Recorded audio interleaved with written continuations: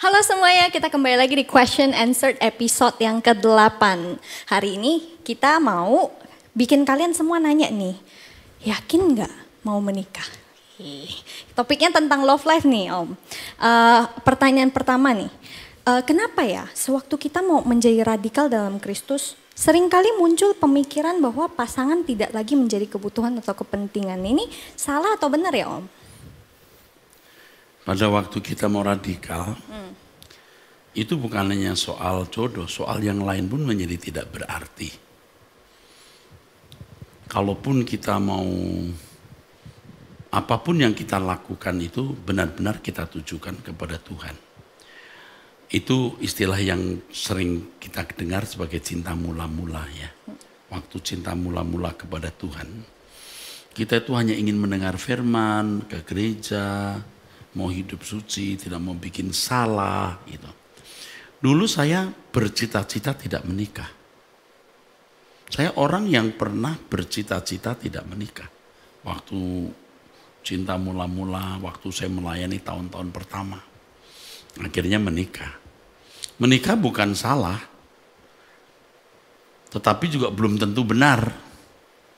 Tergantung apa kehendak Tuhan dalam hidup kita. Tetapi kalau ada yang mengalami hal itu, saya kira itu sehat, itu biasa. Film jadi tawar, jalan-jalan dengan teman-teman yang tidak takut Tuhan jadi tidak suka. Itu simptom atau gejala baik orang yang sedang mengalami proses pembaharuan. Ya, tetapi nanti Roh Kudus akan pimpin dia. Bagusnya begitu daripada masih sembrono, pacaran dengan orang sembarangan. Sembarangan itu bukan berarti dengan orang non-Kristen saja. Dengan orang Kristen yang tidak dewasa pun itu sembarangan. Itu bisa membenamkan hidupnya pada kehancuran atau kegagalan. Oke? Terus ada yang nanya nih Om, iya sih memang gak nikah pun gak masalah. Sering juga dengar Om bilang Tapi gitu. nggak gampang bicara begitu itu karena lagi mungkin nggak punya pacar atau lagi patah hati. Harus jujur, Iya. nggak apa-apa sih, karena kamu belum jatuh cinta. Kalau kamu jatuh cinta, nanti kamu ngomongnya beda. Jangan, saya kasih ingat saja ya, nggak gampang itu. Oke, nggak gampang. Ingat teman-teman ya, harus. Nggak nikah pun nggak apa-apa, lagi nggak jatuh cinta, gampang ya. Iya. Tuh, periksa diri lagi ya. Kalau ngomong kayak gitu beneran nggak karena Tuhan atau kepahitan. Nih Om, ada yang bilang kayak gitu nggak masalah. Nah tapi teman saya dan misalnya saya sendiri pun jadi bertanya. Kadang tuh merasa bersalah karena ada ayat yang bilang kita harus beranak cucu Om. Gimana tuh? Beranak cucu itu kan mandat komunitas, mandat komunal. Jadi manusia harus beranak cucu. Itu mandat komunal. Jadi tidak semua orang itu menikah dan tidak semua orang punya anak. Jadi kalau orang tidak menikah karena kerajaan surga ada, nggak masalah. Dia ngurus anak orang. Ada orang yang mandul, berbahagialah kamu orang yang mandul, kata firman Tuhan. Dia mengurus anak orang. Jadi kalau tidak menikah bukan berarti lalu dia tidak memenuhi mandat prokreasi itu. Itu mandat komunal. Jadikan semua bangsa muridku, tidak semua jadi penginjil kan? Oh iya. Ya kan, orang maju perang tidak semua pegang senjata kan. Ada yang di pabrik mempersiapkan pembalut kalau luka, ya, perban maksud saya.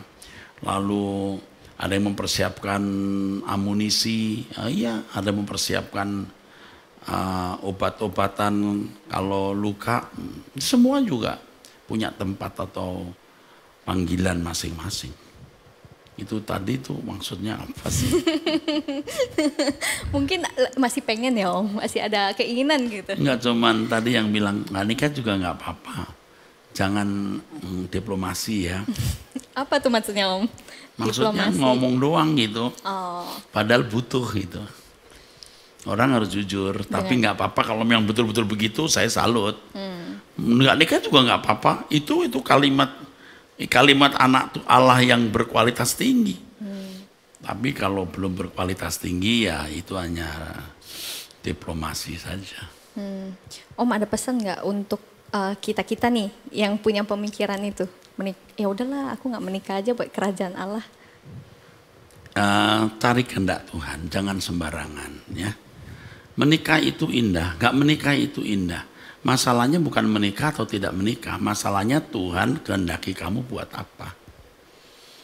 Menikah boleh, gak menikah boleh. Oh menikah, kapan? Dengan siapa? Itu masalahnya. Oke? Oke. Cukup dengan selibat. Sekarang kita masuk ke mereka yang mau menikah nih, yang bucin istilahnya Om. Nah ini ada satu yang nanya, Om, bucin tuh dosa nggak sih? Itu sebenarnya kan memang kebutuhan. Begitu seseorang masuk masa adolescence, masa remaja, itu ketertarikan kepada lawan jenis itu mulai ada. Jadi itu normal bucin itu. Betul nggak? Jadi kalau Robert bisa lihat Betty cantik itu bagus. Kalau Robert lihat Joko cantik, nah itu yang nggak benar. Oke? Yeah. Kalau Betty lihat Rudy, ih ganteng loh, bagus gitu. Betty lihat Rudy, ih ganteng loh. Kalau Betty lihat Susi, ada aku tertarik loh, itu yang rusak. Butuh cinta itu bagus, tetapi harus diarahkan dengan benar. Maka kita mengatakan jangan menggerakkan cinta sebelum waktunya. Jadi harus ada waktunya. Makanya pada masa remaja itu, waduh, masa rawan. Karena kudanya baru keluar dari kandang. Baru keluar dari kandang harus dijinakkan. Butuh cinta, ya. Tapi mestinya orang harus kaya dengan cinta orang tua, limpah dulu. Menikmati cinta orang tua, ya.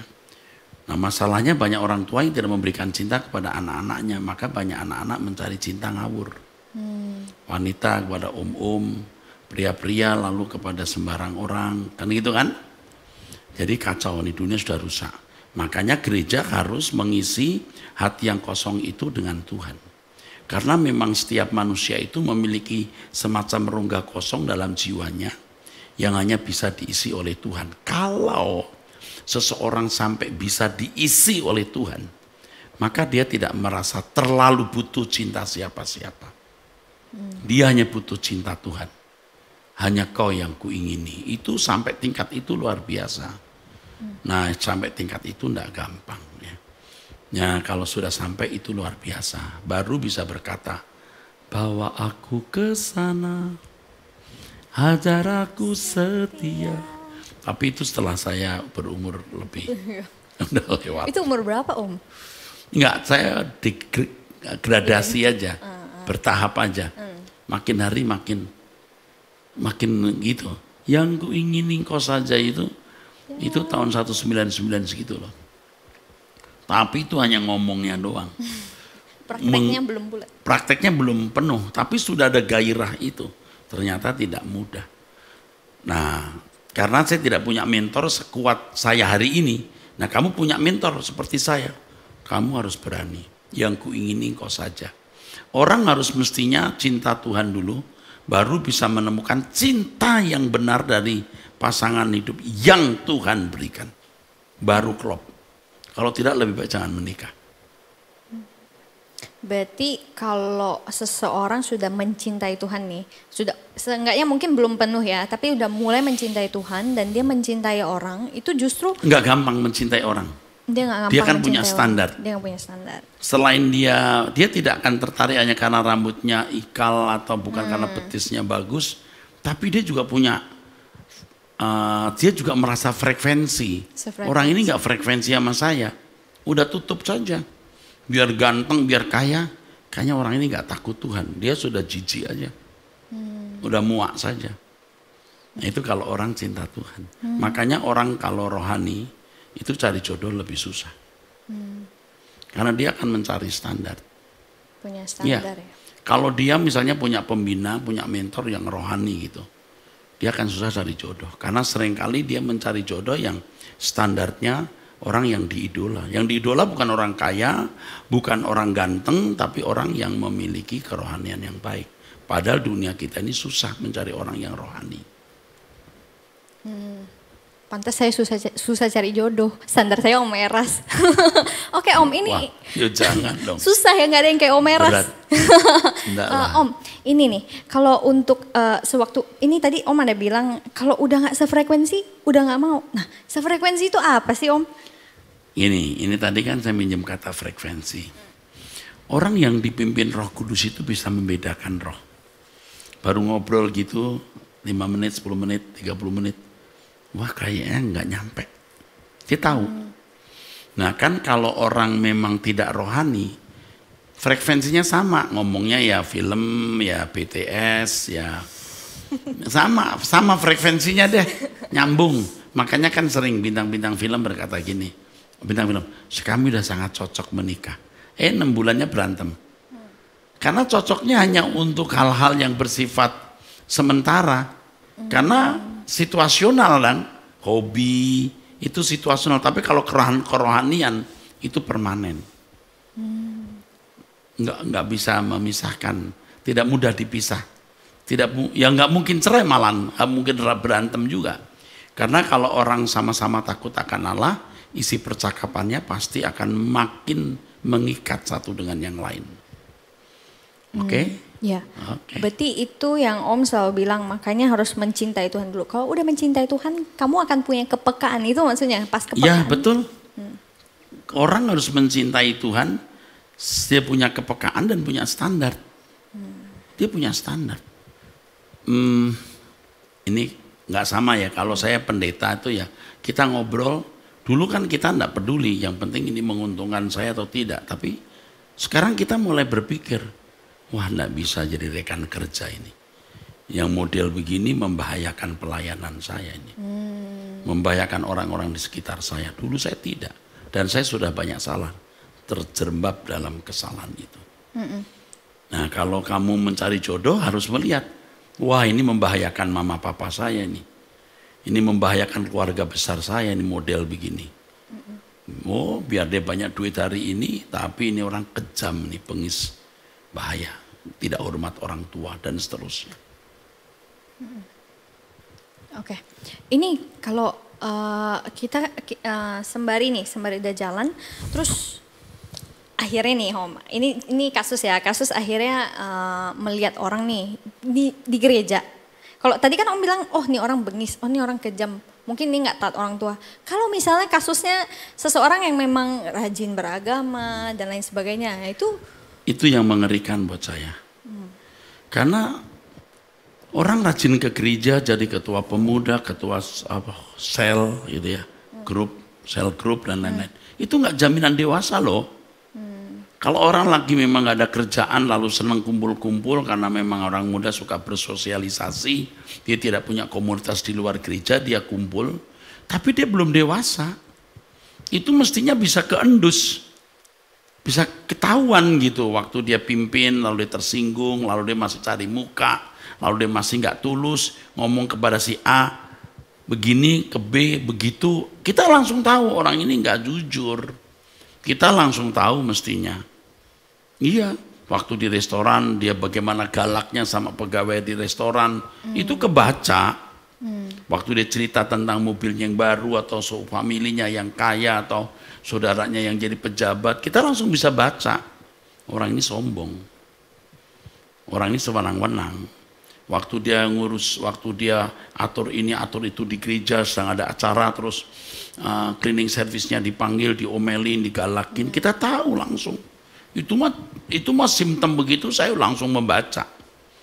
Wah kelihatannya untuk Tuhan, tapi kalau pada cleaning service bilang, mas cepet dong, ini orang. Itu aja langsung kebaca. Kamu bengis terhadap orang lain. Langsung kita baca. berarti balik lagi kuncinya harus melekat dengan Tuhan. Jangan tertipu oleh pendeta bahkan. Udah, saudara sekalian deh. Belak-belakan banget nih. Iya, jangan tertipu oleh aktivis, majelis kayak pendeta kayak. Nggak semua itu nggak jamin. Itu semua nggak jaminan orang itu baik. Kedewasaan rohani itu ditentukan oleh perilakunya sampai hal-hal kecil. Kenapa saya berkata begitu? Saya berkaca pada diri saya sendiri. Nggak usah jauh-jauh, saya sendiri ini kan brengsek dulu. Ya sekarang kan mau berubah terus. Kalau di gereja kan waduh kayak malaikat, tapi di luar wah bisa galak. Sekarang takut karena udah mau pulang. Oke, ini kasus terakhir. Ya.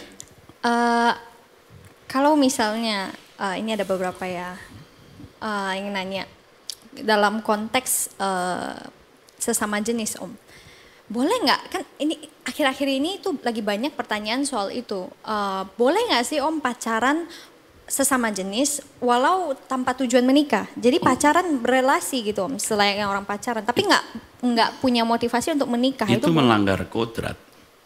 Nah faktanya memang ada orang-orang yang terlahir seperti itu. Nah kalau saya ketemu orang-orang seperti itu, saya harus berkata kamu istimewa. Kamu istimewa nak. Kamu istimewa loh nak. Loh kok bisa Om ya? Kamu laki-laki tapi kamu tidak penuh laki-laki. Hardware-nya laki-laki, software-nya wanita kan, atau software-nya hardware-nya wanita. Software-nya laki-laki. Hardware-nya wanita, software-nya laki-laki. Itu kan? Kamu istimewa. Kenapa? Karena kamu memang tidak perlu menikah.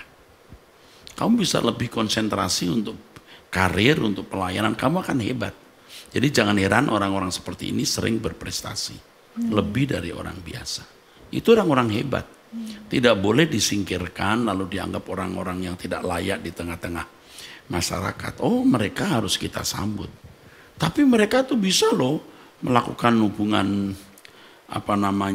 sejenis gitu. Homoseks atau lesbian. Ya kita juga harus melihat, kamu nggak lesbian pun kamu juga berzina, emangnya bedanya apa? Hanya kamu dengan lawan jenis. Kalau dia dengan sejenis sama-sama berzina loh. Tapi dia punya dua dosa, satu tidak sah, ya. Dua melanggar kodrat. Namun demikian mereka juga orang yang harus dikasih dan diselamatkan. Jadi jangan terlalu kita memandang mereka itu orang berdosa super loh. Ini yang salah. Kan kadang-kadang orang bikin seminar mengenai LGBT gitu. Sebenarnya kita udah jelas nggak boleh kok, mau apa sih mau dibicarakan. Yang kita mau bicarakan bagaimana menerima mereka dengan kasih. Tapi tetap tidak boleh pacaran, bahkan nggak boleh deket-deket yang nanti akan memancing libido lalu menjadi tindakan pelanggaran. Oke. Oke, cukup banget dan cukup banget ya sekalian ya. Itu kalau ngasih nggak puas, kita ketemu lagi di episode 9, kita ngomongin lagi soal berbagai macam kasus. Jadi ikutin terus ya. See you.